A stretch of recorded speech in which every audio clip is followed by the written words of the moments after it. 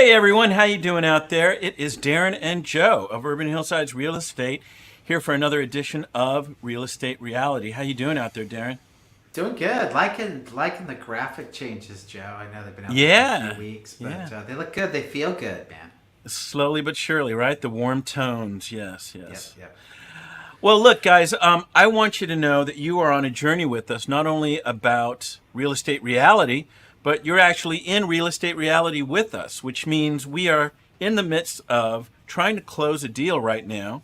It could happen between 2 to 2:30. So we are waiting for some news on some permits to be finalized. And with that, we will then fund a loan, and our client should be happy. And the sellers, I'm sure, will be happy. But I might be looking over here at a screen that's my phone and trying to figure this out and get that final evidence of completion. So bear with us. Darren and I are working with you and everybody else today in real estate. That's the reality. So, Right. So just a little more. It's that window of yeah. cutoff time to fund the loan for the lender, Yes. Right. and the city inspector is on site, hopefully in this window to say you can proceed, Yeah. and yeah, it's exciting, thrilling stuff, Y- man. Yeah. Yeah. Yeah. Well, look, guys, we are going to trudge on, nevertheless, and we're going to talk about subject today. The topic today is about urban real estate. And I'm sure we could get deeper and deeper and deeper into it, but we're going to look at a McKinsey study, a think tank, about the future of urban real estate, not only how that affects the workplace, as we know now, though, also how it affects living and probably residential real estate. So, Darren, I picked this one because it's a lot of what we've kind of been talking about over the course of this live stream in terms of zoning and change and adaptation and living patterns, all these great things. So we'll dig into that. We're going to talk about solds in the last 7 days. We're going to talk about actives that Darren feels are noteworthy. And then we're always going to look at mortgagenewsdaily.com's study of mortgage rates. And so Yeah, that's big this week. very big, very big. You're Yeah. right. But before we get too far into it, we have a listing. You guys may have seen it in our email. If you don't get the email, certainly let us know and we'll put you on there. But Darren, why don't you talk about that real quick? Sure.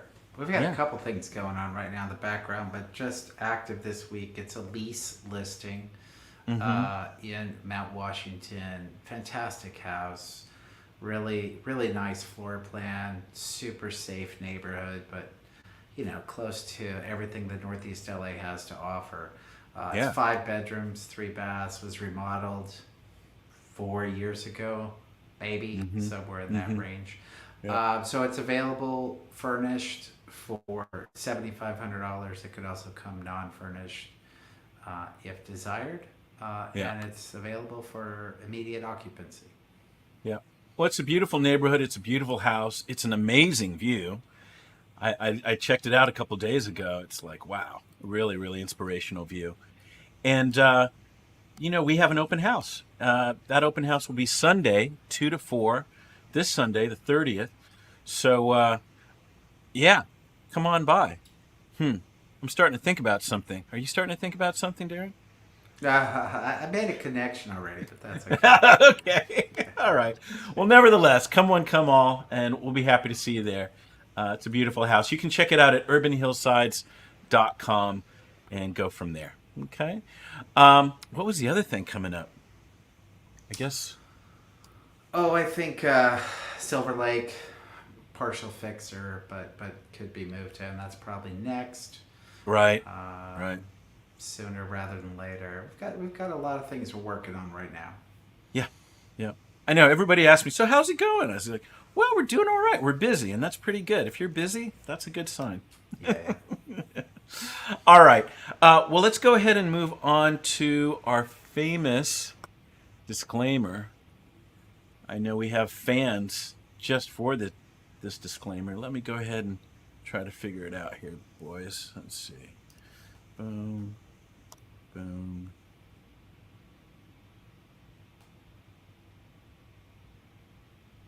Okay. Dialing it up, dialing it up.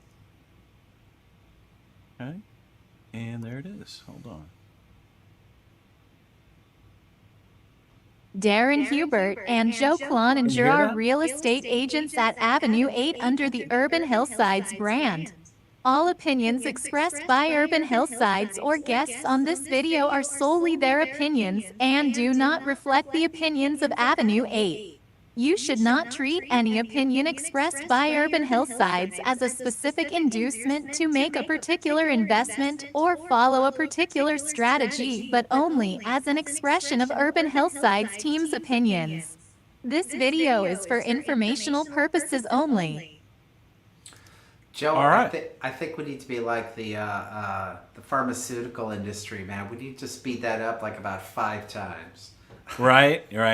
I'll do that. Yes. Okay. Well, I just got, guys. This is like, I feel like we're at a telethon or something, but we just got news that everybody's waiting. The inspector is not there. So tech has been there since before 1. No inspector yet is the message from our fellow real estate agents. So I'm just going to say thanks.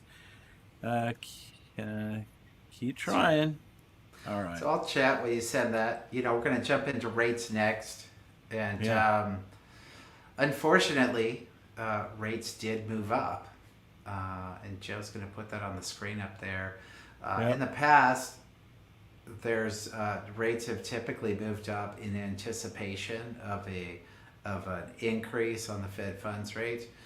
This time they didn't. They stayed flat. I think there was a rate increase expected, but maybe there was a little more of a neutral feeling. But right after that being today, right after the quarter point jump, we have seen almost an equal increase in rates at 0.17.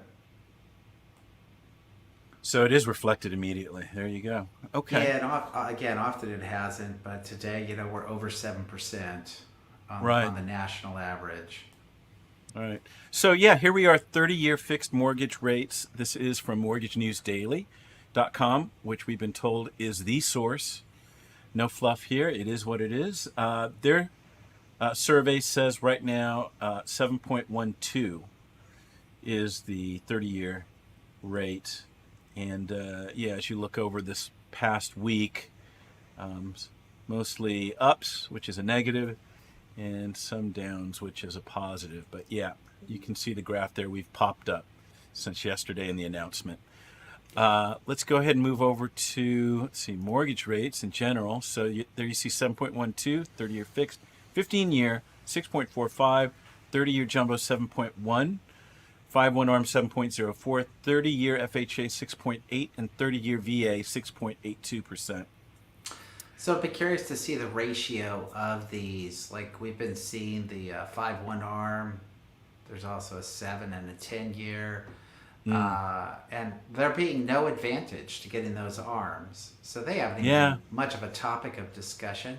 They could become a topic of discussion. Again, most people will not hold a loan for more than 5 years. Right. I'm not saying it doesn't happen, and you have to understand the risk associated with it. But if we start seeing that spread become larger, then it's something to consider fixed for a shorter term. That's a good observation. The rate trend, at least for today, is negative with this uptick. So, all right. Anything else about that, Darren? Nope. We're good. All right. We will now move on to subjects. Yes, subject. Here we go. Subject. Let me just pull it up here. So I didn't have enough room in the title, so I just chose something like urban real estate. But I guess a subtitle of this is Empty Spaces and Hybrid Places. The pandemic's lasting impact on real estate. So this, again, is from McKinsey Global Institute and their real estate practice. And this is the study. If you want to be thrilled, it's like an 88-pager. But let's go to something else here. Just bear with. Joe, that's when you're supposed to say, I read all 88 pages and I summarized it for you. And in get the one credit. page." Yeah. Well, we let Fortune do that for us, hopefully. So I'm going to roll All right. through this. Oh, can you hear me? Yes, can hear you fine. It looks like you froze, Darren. Oh, Well, I see both of us moving. I guess jump back in when you can, and I will just continue. There he is. How you doing? All right. Yeah, I saw right. you and heard you the whole time. That's so weird. It went like this for you. I was like, I know. All right, so Fortune.com, they helped summarize this, and they titled it, Demand for Urban Real Estate Will Be Challenged for the Rest of the Decade. Here's how the world's superstar cities are projected to fare by 2030. Many thinkers today, like those bearded sign bearers in the cartoons, are proclaiming that the end is near, at least for big cities. During the pandemic, the argument goes, residents and businesses fled cities, beginning an urban doom loop, in which falling property tax revenues make cities less livable, prompting still more residents and businesses to flee. The eventual result, they foretell, will be the death of urban real estate. Is the doomsaying accurate? We decided to find out by building a detailed model that projects future demand for office, residential, and retail space in superstar cities. Roughly speaking, those with a disproportionate share of the world's urban GDP and GDP growth. In the United States, United Kingdom, Europe, and Asia. We considered important factors not typically incorporated in the prophecies of doom, including long-term population trends, employment and employment mix trends, migration, office attendance patterns, shopping trends, and city-specific elements, such as physical structure and home price gradients, as well as information from a large global survey that we conducted. The good news is that the bleakest forecast, pause, just spoke to the tech, inspector finalized everything, waiting for the picture of inspector sign-off. Okay. Send the email, Joe. Let's get that loan funded. All right. I guess we They've got to got believe. 16 minutes. Yeah. Now, hold on here. Yeah, she sent it to me. I see it. So, hold on, guys. I'll keep chatting about this where you're at so far. Yeah. Go ahead and do what you got to do. So, fascinating. And I know the article will continue, but retail trends obviously have been changing well over a decade with all the online shopping, job placements, and commercial real estate office space has been changing for partially the same reason, as well as the fact that there are now more work from home jobs. That's helped residential real estate, but it's definitely not helped commercial real estate. Are you all set, Joe? No, not yet. Hold on. Okay. I'm trying to find the email. Yeah, let me know when you are. So these trends are shifting and changing, but I always think of New York in the United States. There's certainly plenty of international cities that this relates to.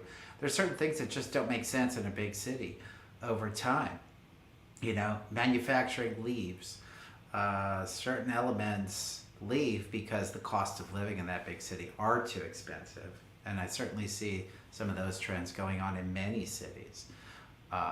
So elements of city life will leave. Will the doom and gloom happen in cities? I don't think so. Because people will still want to be there. As a matter of fact, I was reading another article while people were kind of disappointed that they left cities, as they've done over the past couple of years, and regretting their decisions to do so.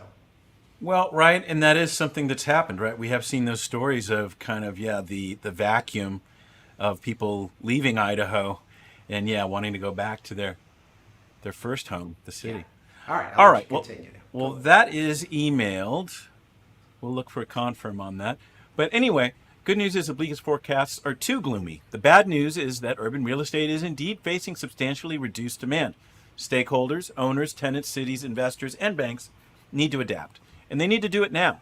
As the fog lifts, sitting things out and hoping for a recovery is not an option. All right. 800 billion of office space in just 9 cities could become obsolete by 2030. The main culprit behind the projected declines in demand is remote and hybrid work, of course, which became widespread during the pandemic. The preponderance of evidence suggests that hybrid work is here to stay. As of fall 2022, workers were going to the office an average of just 3.5 days per week, according to our survey. Answers from the same survey suggested that office attendance has nearly reached an equilibrium. Ugh. The shift to remote and hybrid work prompted two further shifts in people's behavior. First, many residents, untethered from their offices and therefore less fearful of long commutes, moved away from urban cores. New York City's urban core, that is the dozen densest counties in the metropolitan area, lost 5% of its population from mid-2020 to mid-2022. San Francisco's urban core, San Francisco County, Alameda County, and San Mateo County, lost 6%. Second, consumers began shopping less at brick-and-mortar stores and far less at stores in urban cores, where people were now less likely either to work or to live. Foot traffic near stores in metropolitan areas remains 10 to 20% below pre-pandemic levels. But the difference between urban and suburban traffic recovery are substantial. For example, in late 2022, foot traffic near New York's suburban stores was 16% lower than it had been in January 2020, while foot traffic near stores in the urban core was 36% lower. Wow. As fewer employees work in the office, demand for office space will fall. By 2030, such demand will be as much as 20% lower, depending upon the city, even in a moderate scenario in which office attendance goes up, but remains lower than it was before the pandemic. And as fewer consumers shop at brick-and-mortar stores, demand for retail space will fall as well, according to our model. In the urban core of London, the hardest hit city, demand for retail space will be 22% lower in 2030 than it was in 2019 in a moderate scenario. Demand for residential space will suffer less, according to our model. In most superstar cities, such demand will be higher in 2030 than it was in 2019, but lower than it would have been without the pandemic.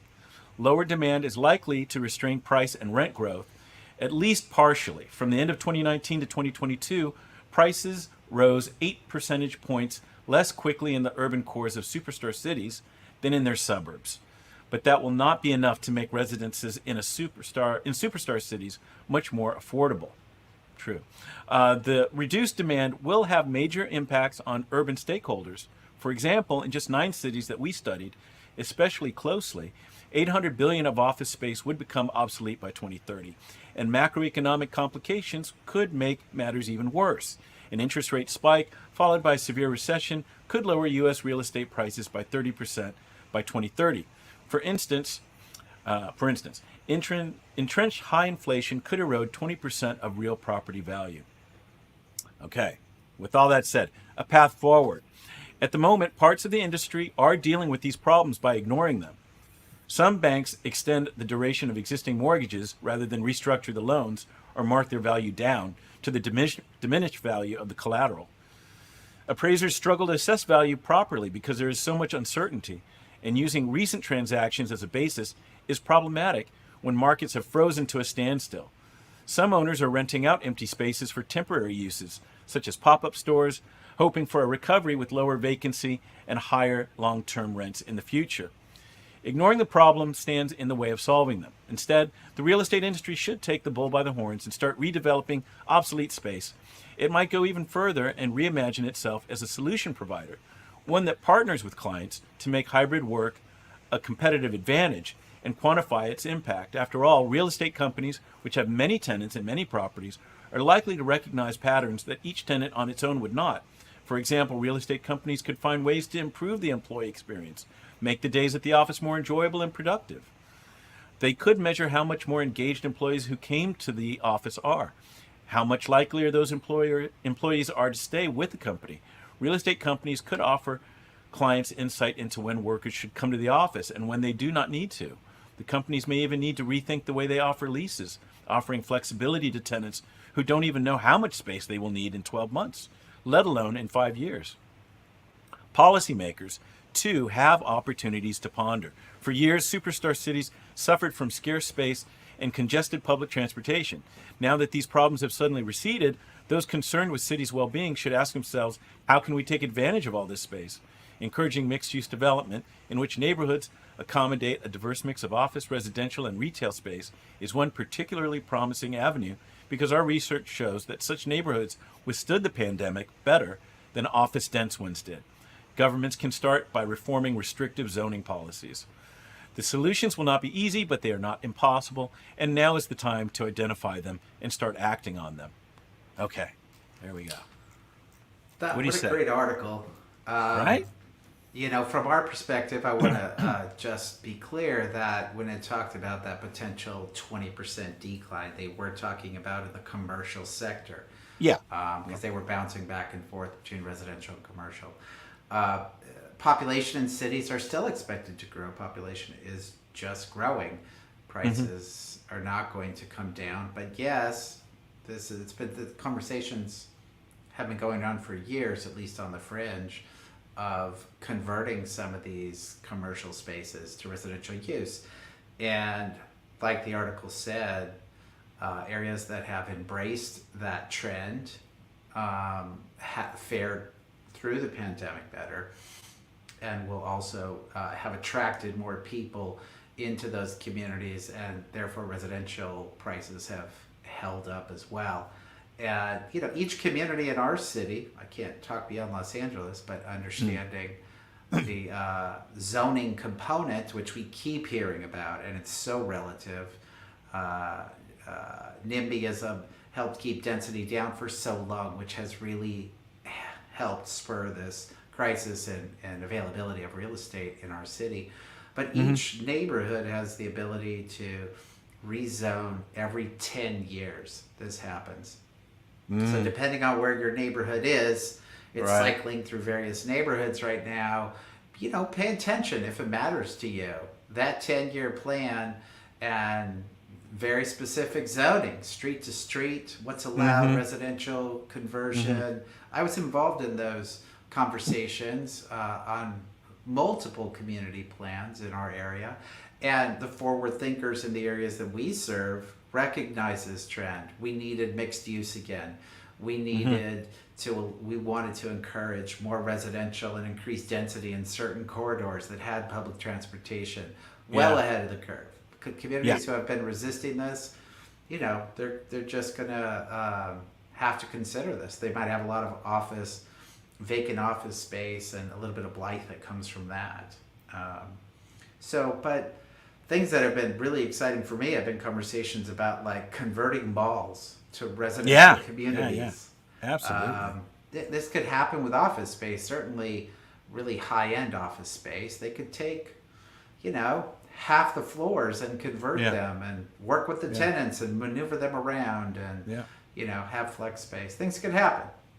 Yeah. Well, I'm hopeful for that. I mean, you know, just looking at our areas, I'd like to hope maybe in the future we're kind of the sweet spot. You know, we're close to it. We're just far enough away from it. You know, you can access, but you're not right in the middle of it all. We've got maybe that. The areas we serve are special. They really are. Yeah. You've got that all the urban components that are very close, but yet you can feel like you're living, you know, in a park-like setting in many cases. Yeah. Well, cool. So ponder that. I will put this in the comments if you want to read on. Let me see if I can do that. There we go. But yeah, really timely. Okay, well, great. Let's cut out of this, and we're going to move to seller wins. Bear with me here. And here, maybe before that, let's go right here. So we always like to look at the Northeast LA market before we get into seller wins and buyer wins. The short summary on this is, hold on. There it is. Okay. So the short summary on this is in the last 7 days, we had 13 solds, 14 pendings. Oh, no. Sorry. Wrong date. Seller wins. Oh, there it is. I know it looked weird. Let's see. There we go. So yeah, so it was actually 14 solds in the last 7 days, 11 pendings, and 22 active listings. And from that, based on last week, a slight up on solds. Last week was 13, pendings last week 14. The big drop really was in actives. Last week we had a pretty healthy 36. We dropped to 22 this week. So it's 36 new listings, right? So it's less this week. Yeah, down to 22. In terms of days on market, we're at 14 and a half, which has kind of been the standard 14 days. Last week it was 18. And then on the median price of sold homes, for the last 7 days, we were 10% above. So 110% of list price was the norm for most homes. Last week, it was right at 100, which was nice to see, but short-lived. Okay, so anything else about the local market, Darren, that Just you've that picked up on? probably every other week we should just have a graphical chart to see, the Yeah. price trends, the bigger picture. Yeah. Well, It's still a mixed bag. Depends on yeah, the hold on. property. Let me Depends on the timing. hold on. I Um, might. Let's see. Altos. Hold on. I think I have something as Okay. an example. Sure, Let's that's great. see. And we're still seeing a good amount of properties being underpriced. Um, and that tendency mostly works. Meaning that you'll get the highest price and create activity. Again, it's always about doing the early work so that you get good activity, you get early, and that you get the best price early. Because over time, the price only goes down, it doesn't go up. Right. So this is from Altos Research, and this is for 90026, your neck of the woods, Darren. And just for the sake of clarity, let's look at the big graphs. So this is the median list price chart since 2018, August, to now. So yeah, very steadily has been climbing. Right, right. We had a downtrend there, and this has been our cycle, these up and down trends, these little micro movements that we talk about.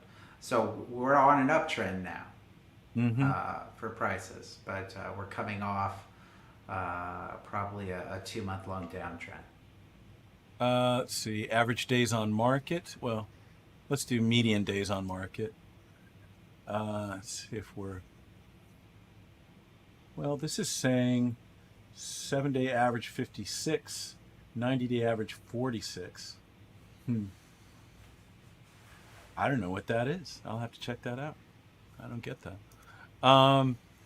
Price per square foot. Not that it's really that much of a measure here, but 7-day average 857 per square foot. And a lot of times we see it far higher, right, Darren? 1,000. It varies. 1,000. It varies Yeah. so much. And it's common to go up higher because there are a lot of smaller property sales in our area. The cost per square foot is higher on smaller properties. So here they've got properties with price decrease.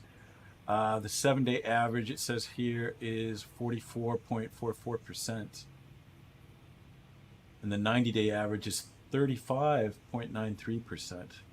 So what I can do is, it goes on and on. But yeah, we can study this a little bit more. Let's look at inventory. So it's dipped down. Let's see. Inventory, 7-day average has been 27. So that's kind of where what we've been reporting, right? The 90-day average is 36 in your area. So yeah, that's kind of what we've been seeing. And then they break it down into market segments. So, and again, this is, I don't believe in all this really, but if you see here, 1,343 square foot house, the median price is $1,299,000. Lot size 4,500 to 6,500. That's a 3-bedroom, 3-bath. And wow, it says the age is 101. Yeah, these stats are hard in our neighborhoods because it's not like we live in the suburbs. Every Yeah. house isn't similar. Every Yeah. house has completely different characteristics and lot sizes and architectural features. So it's good to watch those trends, Yeah. but it really is case by case. Well, I guess here we'll just end on this. It says slight seller's advantage. So you can see the dial here between seller's market and buyer's market. It's kind of getting to a midpoint now. So that's interesting to see. Yeah, like that. Sure. Yeah.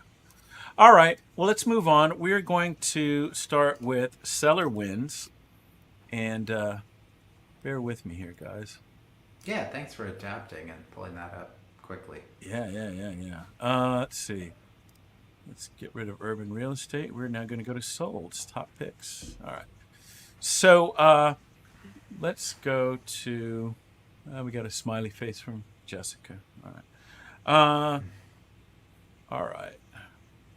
Let's go here. Boom, boom. All right. And, Darren, I think this is the most immaculate seller wins and buyer wins inventory that I think we've had in the history of our fine live stream.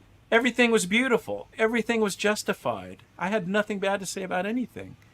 It was bizarre. Wow. So, yeah, we're going to start off with 2239 Canyon Drive. List price, a substantial $4,995,000, went up to $5,552,500 for a $557,500 increase, 111% of its list price.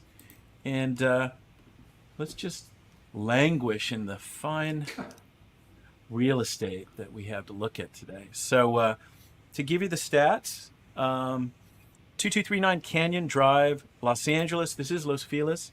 4-bedroom, 6-bath, 5,037 square feet of living space. 24,874 square foot lot. It sold for $5,552,500. And let's see here. This is 5 days on the market. That was fast. This was brought to us by Jeff Yarbrough. And on the buy side, Lauren Reichenberg. So congrats to everyone here. But, the other theme, Darren, that I pulled out of this week is historic homes with a pedigree. So just to give you some of the view here on this, historic opportunity to own this golden era neo-colonial estate nestled in Hollywood's legendary hillside enclave, the Oaks. It's a little to the right of Brentwood, or not Brentwood, what is it? I'm losing my mind. Beechwood. Thank you. West of Ferndale Drive, once owned by silent film matinee idol Francis X. Bushman. The red brick stunner was designed by famed Los Angeles architect. So it goes on and on. It's got this great history, but it's also updated. It's a huge lot. It's really convenient to a lot of things. Gelson's is right down the street. Easy freeway access. They've done everything to this place. It's been I think in the same family for 80 years, but just to give you a sense, of what they've done. Let's see, new roof, blah blah blah. A robust hillside drainage system, including 3 underground gravel pits with a capacity of 900 cubic feet, was engineered for optimal hillside water management. How many houses are doing that? Wow. I don't know. Pretty amazing. So, I was thinking house. I'd only spend $5 million on a house if it had that, Joe. That's what's right? going on in my head. People are looking for that, right?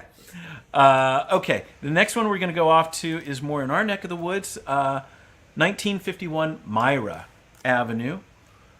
This started at $1,789,000, landed at $2,250,000 for a $461,000 increase. And let's see, that's 126% of the list price. And let's see here. There we go. So 1951 Myra Avenue. This is Los Feliz again. 3-bedroom, 2-bath, 1,600 square feet of living space. Smaller. Sold for $2,250,000.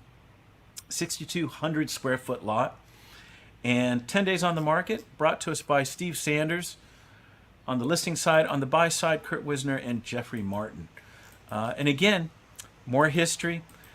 Let's see. How did the 1924 Laurel Cottage get its name? Rumor has it that legendary comedian Stan Laurel lived there when the home was owned by one of the leading early studios. It's said to have later been owned by actress Mae Bush, who played Oliver Hardy's nagging wife. So, yeah, again, a very historic home, a lot of character, fully modernized, just a beautiful place to live. Let's see, what else did I say? Yeah, another upgraded historic character house in a great neighborhood. Yeah, there you go. It's a lovely home. Oh, yeah, really nice. Okay, the next one we're going to look at is 5605 Green Oak Drive. And let's see. This started at $4,750,000. Bear with me here. Okay. And that was, and then sold at $4,700,000, $50,000 reduction, 99% of the list. Let's see what it looks like. All right. Okay, so this again is Los Feliz, 5605 Green Oak Drive, 3-bedroom, 4-bath, 2,712 square feet of living space for the bargain of $4,700,000, 15,506 square foot lot, 127 days on the market. I had some theories on that. Jamie Nugent, congrats, the listing agent. And then on the buyer's side, Jessica Steer and Stephen Parisi. So congrats to them. Steve Parisi. Yeah. Ex-lender. Oh, that's right. You told me that. Yeah. So, you know, for my notes, I just put down mid-century modern, private, ADU with a view. It's not staged. It had limited showings. There was a tenant living there. So maybe that's why it took a little longer. Yeah. I do think staged would have helped. I mean, right? It's just not as appealing. You just don't have that emotional draw. It looks a bit plain. Yeah. I don't like the flooring. Definitely not. Yeah. Original flooring doesn't match the style of the house, and that's impactful. It could have been less impactful. Right. Staging. Yep. Would have been distracted a little bit. You're right. Yep. Yeah, I was thinking the same thing. I was like, oh, they could have made a choice here. I mean, and really, you know, we've done it a couple times. They could have virtually staged this. That would have helped even. But, yeah, did he not choose to do that because architecturally he felt it was so strong that he could get away with it? I don't know. Yeah, I wouldn't think so. Yeah. But yeah. It's got lots of outdoor space. It's a good sized lot. It's got a pool, multiple destinations, the ADU, all those components are working in its favor. But gosh, man, with all that, I don't know why you wouldn't stage. Go ahead and stage. Yep. All right. Our final one is, let's see here, Descanso. So 3435 Descanso Drive. This started at $3,500,000. It landed at $3,255,000 for a hefty $245,000 reduction, 93% of its list price. Again, another beautiful home. Not too much to complain about here, maybe other than price. Let's take a look. Okay, so this is 3435 Descanso Drive. This is in Silver Lake. 3-bedroom, 3-bath, 2,958 square feet of living space. Sold at $3,255,000. 7,200 square foot lot. 44 days on the market. And this was brought to us by, Greg Holcomb and Timothy Durkovich. On the buy side, Rick LeMasters. So congrats to them. But nothing too wrong with this picture, right? Wow, maybe they overpriced it. What's the lot size on that, Joe? It is 7,200. It looks big in the layout. Yeah, you know, what's interesting about this is that the photos have a different vibe as you navigate them. I wonder if the house feels that way. Like some of them have nighttime photos with like some yellowing lights, some nice greenscape, and it feels good and warm and welcoming. And then some of the other photos feel cold and the harsh. tone. and Yeah. streamlined. I'm looking at them right now. I see what you're saying. Yeah. Yeah, it's really has kind of a mixed energy. I Yeah. like those Yeah. photos. Those look The exterior great. photos are great. Yeah. Yeah, but the interiors feel a bit cold and detached. Yeah. Yeah. That's the only thing that stands out to me, that maybe I would have tried to warm it up on the inside a bit, because I could see how modern can be warm and welcoming. Oh yeah, with with the wood and all. Yeah. Yeah, Totally. even the black windows and all the glass, it could work, and the greenscape helps make it Yeah. welcoming and Yeah. softens the hard edges. But yeah, the photos are a Strange. mixed bag. Yep. Yeah, I put here beautiful contemporary, great location, owner built, and it shows. Yeah, probably very customized to what he designed. Yeah. I get it. And then I just put question mark. Good deal. I guess it's relative, right? It always is, but yeah, that's why.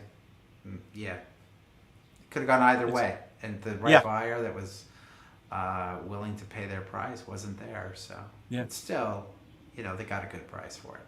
Yeah, totally. All right. Well, let's go ahead and move to our actives. They're not nearly as exciting as your $3 and Right? $5 million properties there, Joe. Yeah. So I'm just setting everyone up. No, we're gonna take a big step back right now. Well, it's funny because as I was talking, I was thinking to myself, gosh, I want to get out of Los Feliz. I want to show some other places in Northeast LA. Can't all be Los Yes. Feliz. Yes, correct. Well, here we go. Let's do it. Good. Here we go. 4569 Glen Albin Drive. All right. Huge lot, small house. 4569 Glen Albin. Yep. Okay, hold on. Didn't pop up. 45. Oh, this is strange. 4569 Glen. Am I spelling it wrong? Glen. Is it one word? Yep, one I word. think it is one word. That's why. Yeah. There it is. All right.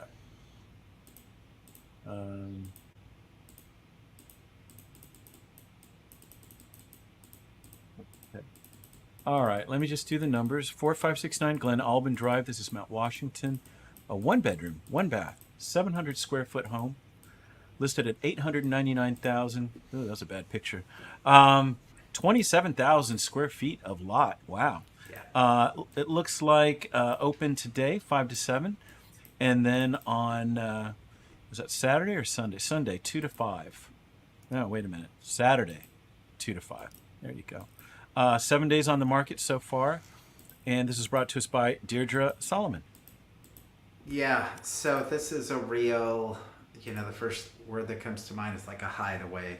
Small Okay. house, very livable.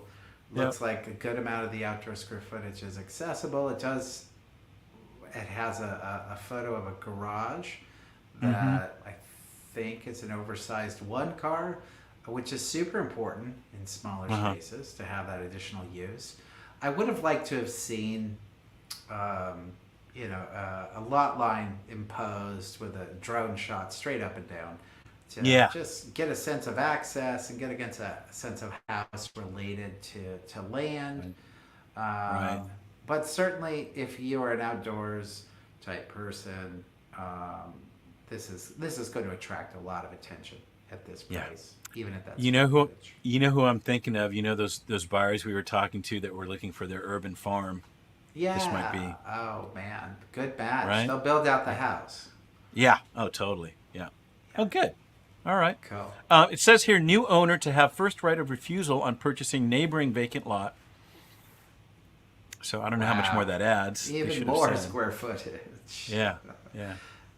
Yeah. Cool. That's great. That's a good call, Joe. We should call Yeah. him after this. All right. Okay. What else do you have out there? All right. Let's do 1556 Hazelwood Avenue Oh, over in Eagle Rock by Occidental College. we know Hazelwood. Yes. we see, do. there are two actives. Maybe they're trying to rent it also. Let's see here. All right. So I punched up the for sale listing. Yeah. 1556 Hazelwood Avenue, Eagle Rock, 3-bedroom, 2-bath, 1,408 square feet of living space, listed at 1,249,000. Open today. Oh, so 4,200 square foot lot. Open today 5 to 7, and then Saturday 1 to 3. 6 days on the market, and this is brought to us by Alexandra Newman. There you Got go. it. Love Congrats this to her. space. I like the Uh-huh. street a lot. Proximity to Oxy. Oxy's got so many just positive things going on around it. Yeah. They're really good to the community. Looks like it has garage space that's finished with its big garage there. That's additional space on top of that. I think this will sell fast. Yeah. At a good price. Yeah. Nice. Okay. What else out there? I've got one more for you. All right. 966 Maltman Avenue. Uh-huh. Okay. So there's Silver Lake. Let's see here. Okay. All right, 966 Maltman Avenue. This is Silver Lake, 2-bedroom, 2-bath, 1,762 square feet of living space. 1,300,000 is the list price. It's a 5,800 square foot lot. Open today, or no, I'm sorry, Saturday, 11 to 2, and then Sunday, 11 to 2. So look out for that. 3 days on the market so far, and this is brought to us by Lissa Lebel. So congrats to her. Yeah, and that's, I'm not sure if this is staged or not. I'm sure if we keep looking through photos, we can determine that. But, it doesn't feel as refined. I think it's a lot of square footage in that neighborhood for this price. Right. But it feels lived in. Yeah. But I would venture to say upside potential, but very move-in ready. Yeah. Yep. Yep. Let's see here, Stan. Yeah. Yeah. Nothing else about it, really. Points out LAR2 ideal for possible guest house or ADU. That's it. All right. All right. What else? Anything out in El Sereno or anything wild? Let me see here. No.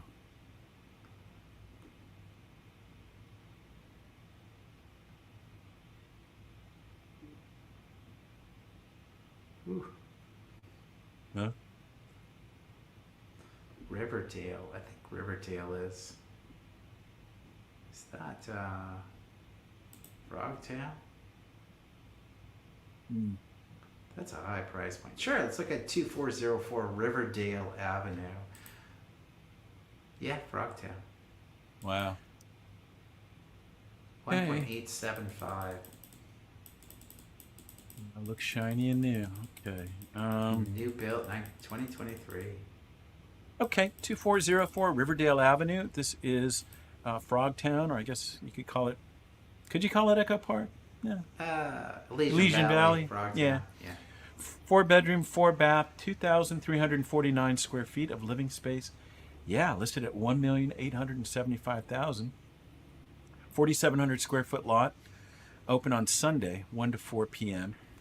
Days on market 7. And let's see, Zach Craftsman. All right, Zach is representing the listing.